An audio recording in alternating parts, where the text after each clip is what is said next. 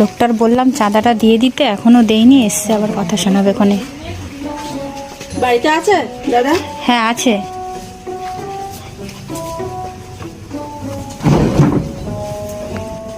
হ্যাঁ দাদা।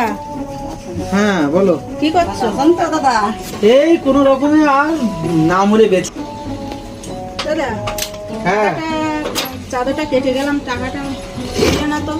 টাকা তো দেবো, আমি তো বলছি না যে টাকা দেবো। তোমরা যা চাঁদা কেটেছো, দেখেছো তোমরা একবার চাঁদাটা কত কেটেছো?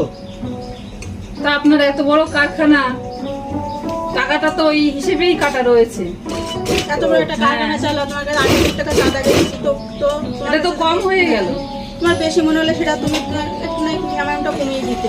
না না না, তোমরা যে চাঁদা কেটেছো, মানুষের পরিস্থিতিটা জানো কি? এক একটা মানুষের পরিস্থিতি কিরকম থাকে। এত বড় কারখানা রয়েছে বলে কি খুব রয়েছে? আগে পরিস্থিতি দেখতে হবে তো।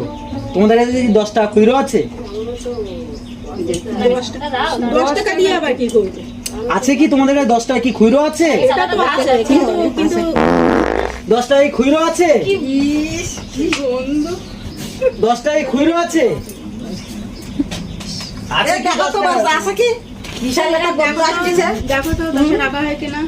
10 টাকা নেই, 20 টাকার নোট আছে। কিন্তু টাকাটা কিন্তু এখনই দিয়ে দেবে, ঠিক আছে? এই এই এটা নিয়ে নাও। ওই ওই শুনে যা প্রসেনজিৎ, এদিকে আয়। হ্যাঁ বলো। দোকানে যা তো, 1 প্যাকেট বিড়ি নিয়ে আসবি, একটা দেশলাই। ঠিক আছে। A few moments later. এবার টাকাটা দাও, আমরা অনেকক্ষণ দাঁড়িয়ে আছি, আরো 5 জায়গায় যেতে হবে, মানে কাজ আছে। একটু ওয়েট করো। না দাদা,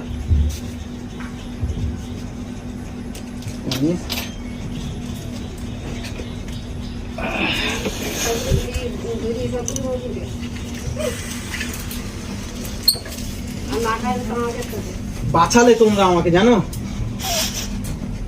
এই বিড়িটা এখন খাবো গিয়ে বাচ্চা, ঠিক আছে? 10 টাকা ছিল না বিড়ি কেনার জন্য, বুঝতে পেরেছো? তোমরা এসে যে আমাকে কতটা উপকার করে দিয়ে গেছো সে ধারণা করতে পারবে না।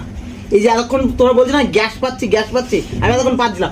2 দিন ধরে পায়খানা করি না, 2 দিন ধরে 10 টাকা কাছে নি, মানে বুঝতে পারছো? 10 টাকা কাছে নি, ঠিক আছে?